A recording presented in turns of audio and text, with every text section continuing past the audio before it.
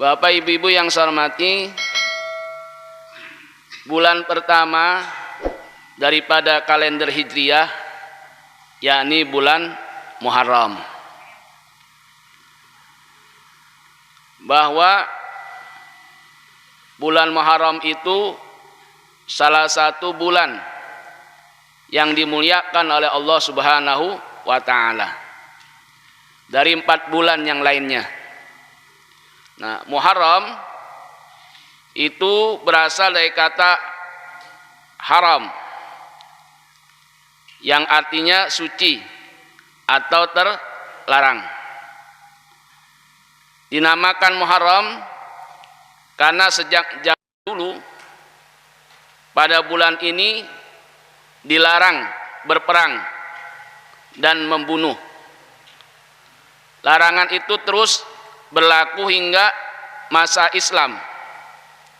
Bahkan bulan Muharram termasuk salah satu bulan haram atau bulan yang dimuliakan.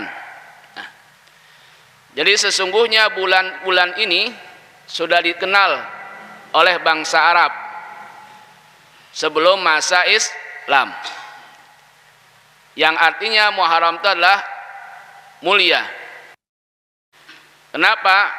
Karena bangsa Arab itu di bulan Muharram itu mereka pantangan, tidak boleh melakukan peperangan, tidak boleh membunuh satu sama lainnya. Nah, jadi orang-orang Arab baik sebelum masa Rasulullah maupun pada masa Rasulullah sallallahu alaihi wasallam itu tidak memiliki angka tahun dengan peristiwa besar yang terjadi pada bulan tersebut. Jadi orang Arab itu memiliki tradisi menamakan sesuatu dengan satu peristiwa yang terjadi yang besar. Karena orang Arab nggak mengenal tahun, tahun. Oleh karena itu dikenal ada peristiwa Amul Fil, tahun gajah. Karena bertepatan dengan penyerangan Raja Abraha untuk menghancurkan Ka'bah, di mana dengan berpasukan gajah. Maka disebut Amul Fil, tahun gajah, atau disebut tahun pijar. Kenapa? Karena di situ terjadi peperangan pijar. Atau Amun Nubuwah, tahun kenabian, karena diangkatnya Rasulullah sebagai seorang nabi. Atau Amul Hudaybiyah, tahun perjanjian Hudaybiyah, karena ketika itu terjadi perjanjian kaum muslimin dan kaum kafir Quraisy. Jadi mereka hanya mengenal itu, tidak mengenal tahun. Jadi mereka mengenal pada satu peristiwa yang besar, sehingga dinamakan tahun itu sesuai dengan peristiwa yang terjadi. Nah, kemudian pada tahun ketiga masa pemerintah Umar bin Khattab radhiyallahu anhu, datang satu masalah yang dialami oleh pejabat pemerintah. Apa? Ketiadaan angka tahun membuat sebagian pejabat pemerintahan kesulitan ketika mengecek arsip surat yang diterima, itu tahu tanggalnya berapa, tahunnya berapa. Itu mengalami kesulitan. Maka diusulkan untuk membuat kalender atau penanggalan atau tahun. Siapa yang mengusulkan? Yaitu Gubernur Basrah Abu Musa al-Ash'ari radhiyallahu anhu. Jadi mengusulkan kepada Khalifah bin Khattab agar dibuat tahun tanggal, supaya mudah mengecek arsip surat menyurat jika masuk mengeceknya gampang. Nah, atas usulan Abu Musa al-Asy'ari tersebut atau aduan Abu Musa al-Asy'ari tersebut, Umar bin Khattab kemudian menerbitkan kalender Islam setelah bermusyawarah dengan para sahabat terkemuka. Ya, Umar memutuskan bahwa awal kalender Islam dimulai dari tahun hijrahnya Rasulullah Sallallahu Alaihi Wasallam. Ya, nah, karenanya kalender Islam itu dikenal dengan nama kalender Hijriyah. Kenapa? Karena bertitik tolak dari hijrah Rasulullah SAW. Sesungguhnya hijrah Rasulullah itu bukan di Haram. Hijrahnya Rasulullah itu terjadi di bulan Rabiul Awal. Hanya saja keinginan untuk hijrah itu udah ada sejak bulan Muharram. Baru terjadi di bulan Rabiul Awal. Ya. Jadi kalau dibilang itu berkaitan dengan hijrahnya Rasul bulan Muharram, itu tidak. Hijrahnya Rasulullah itu di bulan Rabiul Awal. Hanya saja keinginan untuk melakukan hijrah itu sudah ada sejak bulan Muharram. Bapak Ibu jamaah yang saya hormati, kemudian peristiwa penting apa pada bulan Muharram? Ya, jadi dalam bulan Muharram itu banyak terjadi peristiwa-peristiwa yang sangat penting. Yang pertama, ya, yaitu terjadi pada bulan Muharram, ya, itu mulai dari masa Nabi terdahulu hingga sekarang masa Islam. Ya, peristiwa itu terjadi sejak ya nabi-nabi sebelum Nabi Muhammad hingga Nabi Muhammad atau hingga masa Islam.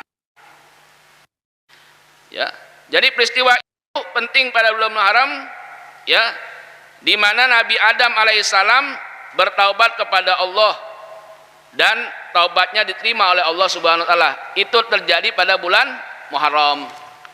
Ya. Jadi setelah Nabi Adam itu diturunkan dari surga ke dunia, Nabi Adam bertaubat dan taubatnya itu diterima di bulan Muharram. Ya. Di mana tuh pertemuannya Siti Hawa dan Nabi Adam di Jabal Rahmah. Ya. Jabal Rahmah itu apa? Gunung kasih sayang. Nah, orang Islam Indonesia punya keyakinan, ya, kalau dia bisa naikin tuh gunung Jabal Rahmah, dia tulis di situ, maka jodohnya akan mudah dan akan kekal katanya.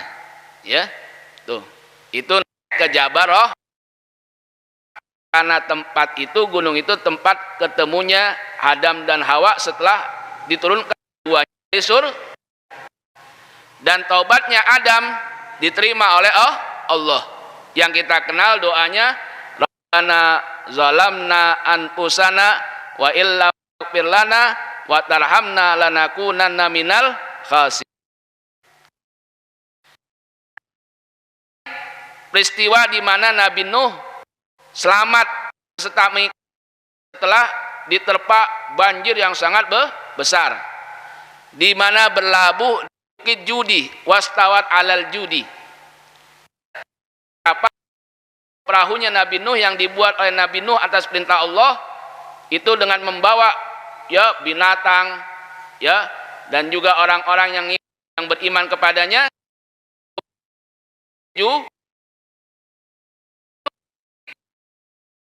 Di sejarah arkeolog Islam, arkeolog di luar Islam, orang-orang Barat meneliti, ternyata benar nggak informasi Al-Quran yang menyatakan bahwa perahunya Nabi Nuh itu berlabuh di Bukit Judi.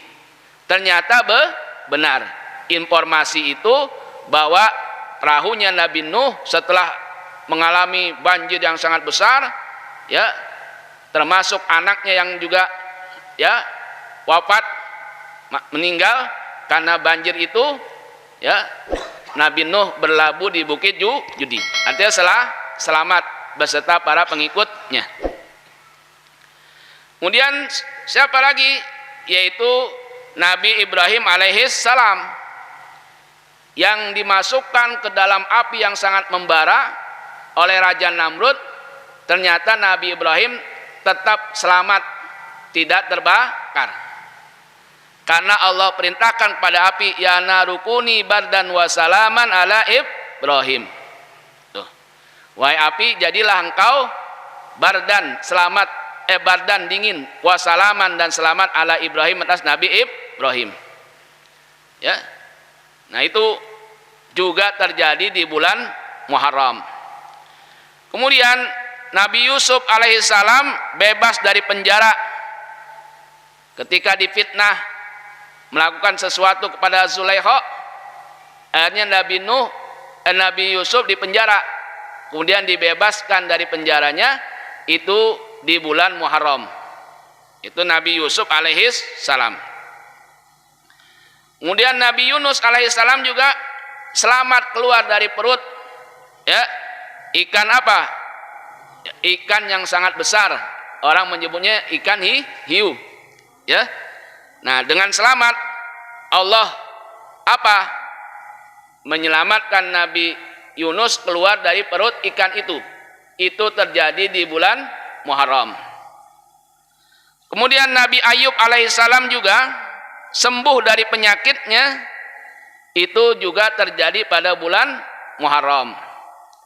Nabi Musa alaihissalam juga selamat dari kejaran Fir'aun, ya, dari kejaran Fir'aun.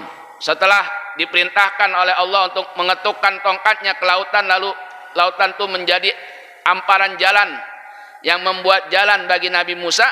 Setelah sampai di tepi, ya, lalu laut itu kembali, ya, menjadi lautan, dan Fir'aun beserta pengikutnya tenggelam di dalam lautan.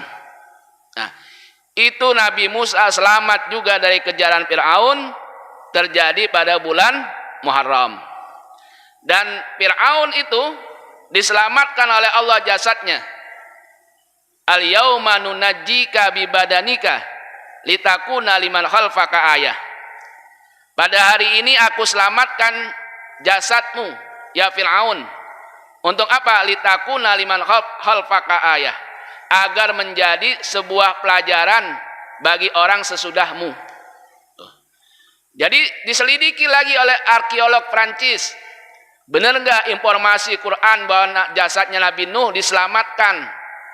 Ternyata ditemukan di Mesir mumi Fir'aun atau Ramses. Nah, berarti informasi Al-Quran menyatakan bahwa jasadnya Fir'aun diselamatkan oleh Allah, itu benar adanya. Itu informasi Quran yang menyatakan al-yauma nunajjika bi badanika litakuna liman khalfaka ayah. Pada hari ini aku selamatkan jasadmu agar menjadi sebuah pelajaran bagi orang-orang sesudahmu. Artinya apa? Jangan sampai orang tuh mengaku Tuhan kayak Fir'aun tuh, ya, Allah tenggelamkan beserta pengikutnya di lautan itu, ya. Nah, itu Nabi Musa selamat dari kejaran Fir'aun pada bulan Muharram. Nah, sedangkan peristiwa penting pada bulan Muharram yang terjadi masa Islam antara lain sebagai berikut. Itu terjadi pada nabi-nabi sebelum Nabi Muhammad. Sekarang terjadi pada masa Islam, pada masa, ya, Nabi besar Muhammad SAW dan sesudahnya.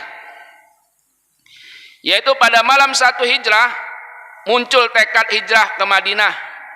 Setelah pada bulan Zulhijjah terjadi bai'at Aqabah. Nah, itu terjadi tekad hijrahnya, terjadi pada bulan Muharram. Pada malam 7 Hijrah terjadi perang Khaybar. Kaum muslimin menang dengan gemilang di dalam perang Khaybar. Itu terjadi pada bulan Muharram. Kemudian pada 1 Muharram 24 Hijrah, Umar bin Khattab dimakamkan setelah syahid dibunuh oleh Abu Lu'lu'ah, seorang Majusi. Jadi Sayyidina Umar waktu, ya, sholat dibunuh, ya, ditikam dari belakang oleh Abu Lu'lu'ah, seorang Majusi. dan itu terjadi di bulan Muharram, 1 Muharram tahun ke-24 Hijrah. Kemudian pada tanggal 10 Muharram 61 Hijrah terjadi musibah besar. Husain, cucu Rasulullah SAW, dan keluarganya dibunuh di Karbala. Ya, waktu itu pada pemerintahan Yazid, Khalifah Muawiyah. Zaman ya khilafah Muawiyah. Nah, itu cucunya Rasulullah yang wafat sangat mengenaskan, yaitu dipenggal lehernya, lalu dalam sebuah riwayat lehernya dibuat main bola. Itu cucunya Nabi Husain. Nah, inilah peristiwa-peristiwa penting yang terjadi pada bulan Muharram. Artinya ada sebagai sebuah pelajaran bagi kita ya yang sekarang ini, agar tidak terjadi apa-apa yang terjadi pada ya orang-orang terdahulu, yaitu pada masa sesudahnya Rasulullah Sallallahu Alaihi Wasallam. Ya, nah itu peristiwa itu menjadi sebuah pelajaran. Jadi penting kita belajar sejarah supaya kita belajar dari sejarah. Ya, jangan sampai melupakan sejarah. Karena sebuah bangsa yang tidak memiliki sejarah, maka tidak akan punya kekuatan yang kuat. Ya, oleh karena itu belajar dari peristiwa yang terdahulu itu sangat penting sebagai pelajaran untuk kita agar tidak terjadi peristiwa yang memang buruk terjadi pada zaman kita. Nah, Bapak Ibu jamaah yang saya hormati, kemudian keutamaan bulan Muharram. Apa saja keutamaan bulan Muharram? Ya, Muharram merupakan bulan yang mulia di sisi Allah Subhanahu wa taala dengan beberapa keutamaan yang dimiliki. Nah, di antaranya apa?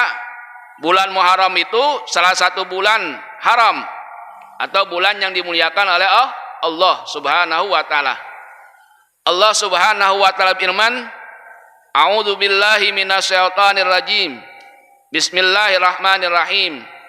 Inna iddatas syuhuri indallahi isna asyara syahran fi kitabillah yauma khalaqas samawati wal ard minha arba'atu hurum. Dzalika dinul qayyim fala tadlimu fihinna anfusakum." Ya. Jadi dalam surah At-Taubah ayat 36 Allah berfirman, sesungguhnya bilangan bulan pada sisi Allah ada 12 bulan. Dalam ketetapan Allah di waktu Dia menciptakan langit dan bumi. Di antaranya 4 bulan haram itulah, yaitu ketetapan agama yang lurus. Maka janganlah kamu menganiaya diri kamu dalam bulan yang 4 itu. Nah, ahli tafsir menafsirkan bahwa arba'atu hurum itu adalah yaitu bulan Zulqa'dah, bulan Dzulhijjah, Muharram, Rajab. Jadi ahli tafsir menafsirkan yang dimaksud arba'atu hurum, bulan yang dimuliakan itu adalah Zulqa'dah, Dzulhijjah, Muharram, Rajab. 3 berturut-turut, 1 misah. Yang berturut-turut apa? Zulqa'dah, Dzulhijjah, Muharram. Yang misah apa? Bulan Rajab. Nah, itulah bulan yang dimuliakan oleh Allah, di mana Allah nyatakan dalam firman-Nya, maka janganlah kamu menganiaya diri kamu dalam bulan yang 4 itu. Artinya apa? Jangan berbuat sesuatu kezaliman, yaitu tadi bangsa Arab itu memuliakan bulan Muharram, mereka tidak ingin terjadi peperangan atau pembunuhan di bulan Muharram. Nah, ini salah satu keutamaan bulan Muharram, bulan di mana yang dimuliakan oleh Allah Subhanahu wa taala. Ya. Nah, kemudian bulannya Allah. Jadi bulannya Muharram itu bulan Allah. Ya. Di mana Rasulullah sallallahu alaihi wasallam bersabda, "Afdhalus siyami ba'da Ramadan syahrullahil Muharram wa afdhalus salati ba'dal faridah salatul lail." Ya. paling mulianya puasa sesudah puasa Ramadan, Syahrullahil Muharram, bulan Allah Muharram. Jadi bulan Muharram itu disebut Syahrullah, bulannya Allah. Itu salah satu keutamaan Muharram, di mana Allah sebut sebagai Syahrullah, bulannya Allah. Dan paling utamanya salat sesudah salat fardu adalah salatul lail, salat di malam hari, sepertiga malam. Nah, jadi berdasarkan hadis ini, keutamaan bulan Muharram adalah di mana bulan tersebut disebut sebagai bulannya Allah Subhanahu wa taala. Ya. Nah, kemudian ya, bahwa bulan Muharram disebut sebagai Syahrullah, bulannya Allah, disandarkan pada lafaz jalalah, yaitu Allah, untuk menunjukkan mulia dan agungnya bulan Muharram itu. Sebagaimana kita menyebut Baitullah. Jadi Ka'bah itu mulia karena disandarkan pada lafaz jalalah, yaitu Allah, menjadi Baitullah. Maka itulah ya apa? Tempat yang mulia. Ya. Atau ya ketika ya menyebut Quraisy, penyandaran yang khusus di sini dan tidak ditemui pada bulan-bulan lainnya, ini menunjukkan adanya keutamaan bulan Muharram. Jadi bulan-bulan lain nggak disandarkan kepada Allah, hanya bulan Muharram yang disandarkan kepada Allah. Syahrullahil Muharram, bulannya Allah yaitu Muharram. Kemudian berikutnya apalagi yang menjadi keutamaan bulan Muharram? Ada waktu puasa Tasu'a dan Asyura. Puasa hari ke-9 bulan Muharram dan puasa hari ke-10 bulan Muharram. Bahwa puasa 10 Muharram itu sudah dilakukan oleh orang Yahudi. Ya, ketika Nabi datang ke Madinah, Nabi melihat tuh orang Yahudi pada puasa. Nabi nanya, "Kenapa kalian puasa?" Ya, nah kata orang Yahudi bahwa ini adalah hari yang kami muliakan. Kenapa? Karena hari di mana kami selamat dari kejaran Fir'aun. Jadi orang Yahudi pada puasa. Dan sebelum Ramadan diwajibkan, Rasulullah puasa wajib itu di apa? 10 Muharram.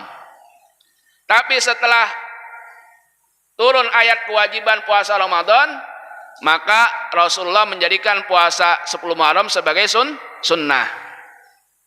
Ya, sebagai sunnah. Nah, jadi kemuliaan ketiga dari bulan ini adalah disunnahkannya puasa Tasu'a dan Asyura. Ya, bahkan puasa Tasu'a dan Asyura ya, serta puasa sunnah lainnya, Senin dan Kamis, Ayyamul Bid atau puasa Daud, nilainya menjadi puasa yang paling mulia setelah Ramadan. Ya. Jadi puasa yang paling mulia ya setelah bulan Ramadan adalah puasa hari ke-10 daripada bulan Muharram. Ya. Di mana Rasulullah menyebut Syahrullahil Muharram, afdhalus syiyam ba'da Ramadan Syahrullahil Muharram. Puasa yang paling utama setelah puasa Ramadan adalah puasa di bulan Allah, yaitu Muharram.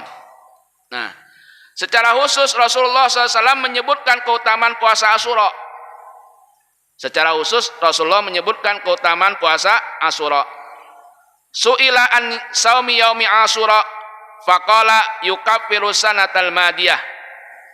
Rasulullah ditanya mengenai puasa Asyura.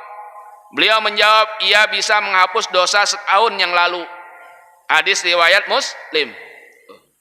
Jadi secara khusus Rasulullah memberi keistimewaan pada hari ke-10 di bulan Muharram atau Asyura, di mana puasa di hari itu menghapus dosa tahun yang lalu.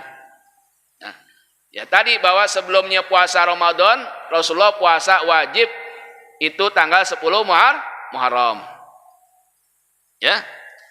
Sedangkan mengenai puasa Tasu'a, Rasulullah berazam, artinya berkeinginan untuk menjalankannya meskipun beliau tidak sempat menunaikan karena wafat sebelum Muharram tiba. Lalu para sahabat menjalankan puasa Tasu'a seperti keinginan Rasulullah sallallahu alaihi wasallam. Idza kana al-amul muqbil ya sumna yaumat tasi'. Apabila tahun depan kita masih diberi umur panjang, kita akan berpuasa pada hari Tasu'a, yaitu hari ke-9. Ya, hadis riwayat As-Suyuti dari Ibnu Abbas, disahihkan Al-Albani dalam Sahihul Jami'. Jadi Rasulullah ya ketika menanya orang Yahudi bahwa itu adalah puasa hari di mana dimuliakan orang Yahudi, kata Rasulullah, kami berhak daripada kalian. Nah, maka Rasulullah setelah itu mengatakan jika kita panjang umur, tahun depan kita akan puasa hari ke-9. Tapi Rasulullah sebelum datangnya Muharram tahun akan datang sudah meninggal dunia. Nah, keinginan Rasulullah itu dijalankan oleh sahabat. Sahabat berpuasa hari ke-9. Kenapa? Untuk membedakan dengan puasanya orang Yahudi. Tuh. Jadi untuk membedakan puasanya orang Yahudi dengan orang Islam, maka Rasulullah berkeinginan puasa di hari ke-9. Tapi belum kesampaian, udah meninggal dunia. Maka sunnahnya mestinya kita puasa hari 9 dan hari 10 di bulan Muharram.